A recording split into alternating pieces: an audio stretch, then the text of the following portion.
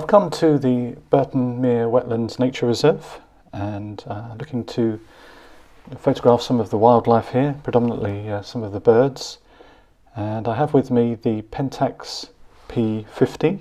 The lens I've selected for this trip out with the P50 is the 80 to 200 millimeter lens. Although it is an automatic lens, I'm going to be using it obviously in manual mode, and I'm hoping the reach will be sufficient.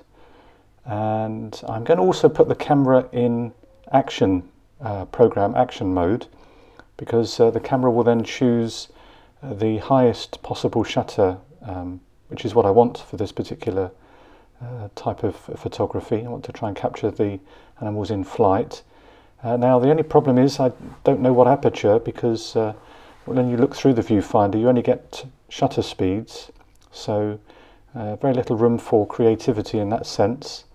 But at least I'll be able to capture hopefully some of these birds in flight.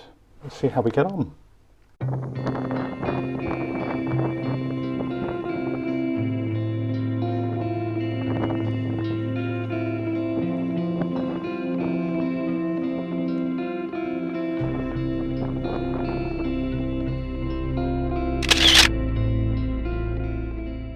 Now, unsurprisingly, I have encountered a bit of a problem in the sense that I'm not getting as close as I would like to.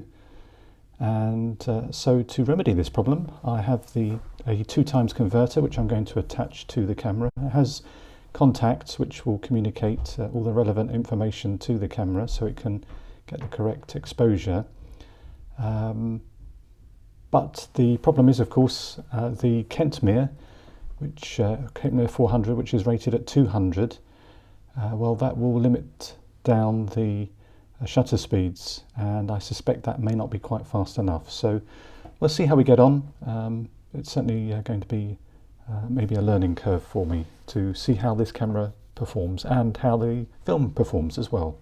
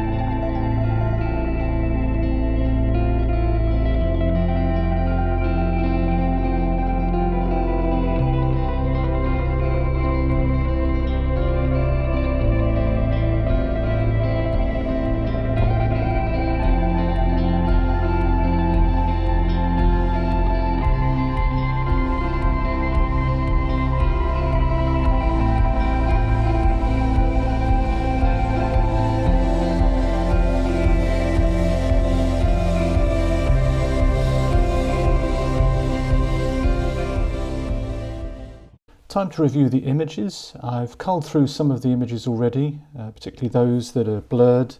As I mentioned in the video earlier, the shutter speeds just weren't fast enough. And like this image here, my timing is out. Unfortunately, the birds are looking or almost submerged, so we'll get rid of that one. And like this image, the bird isn't really in the right position. It's not looking in the right direction, so that can easily go. This one shows a bit more promising, as does that one, as does that one.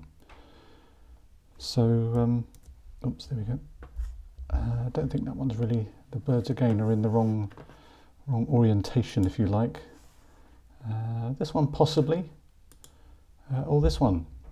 So I think just for the sake of the bird being slightly bigger in the screen, I think I'll have to go with this one.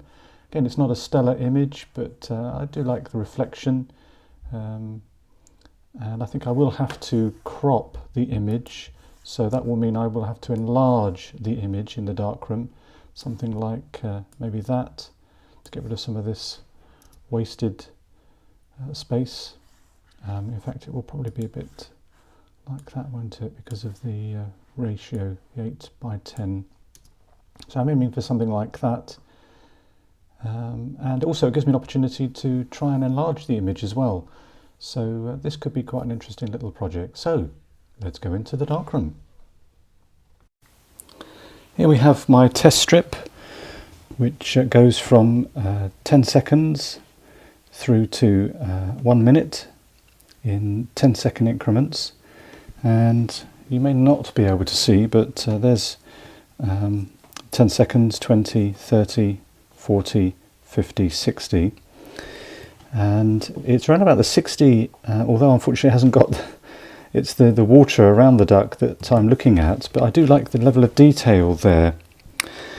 So I could do another test strip to try and hone down further the detail, or the actual exposure I should use or want to use, but a thought has occurred to me.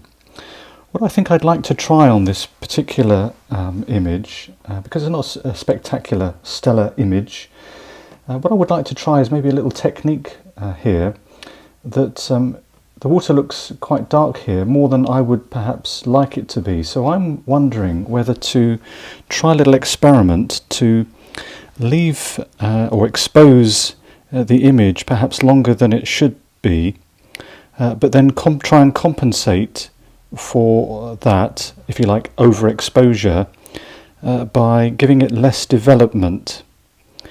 So, if that's clear, what I'm planning to do is to expose the image for a minute, 60 seconds, and then I'm going to do two images. I'm going to do one at the normal time I would use for my developer, which is approximately 5 to 6 minutes. I know it's approximate, that sounds strange, but that's what it is with Caffeinol.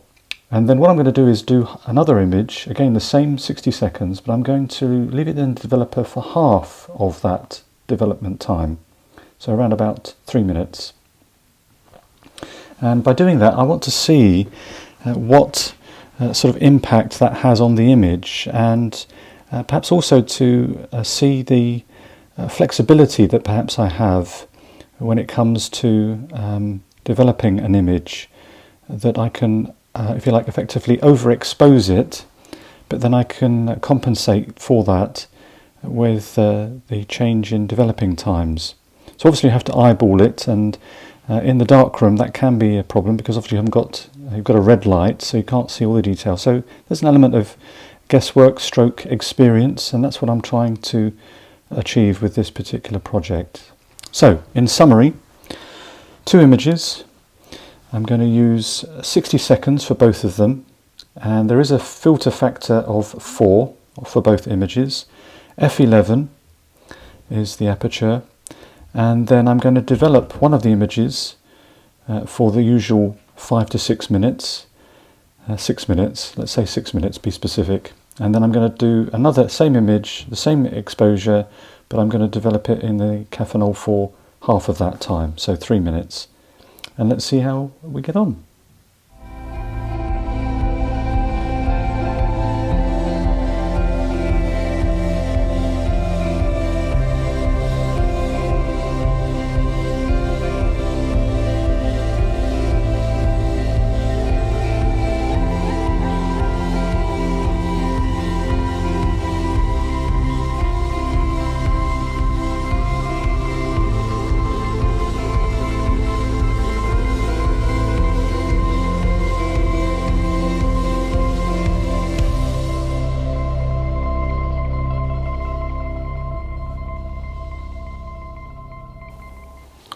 Here are the two images. Can you spot the difference? Well, I think it's quite clear, isn't it, really? The image on the right here is the image that received the full development time in the Caffeinol, and actually it's come out better than I thought.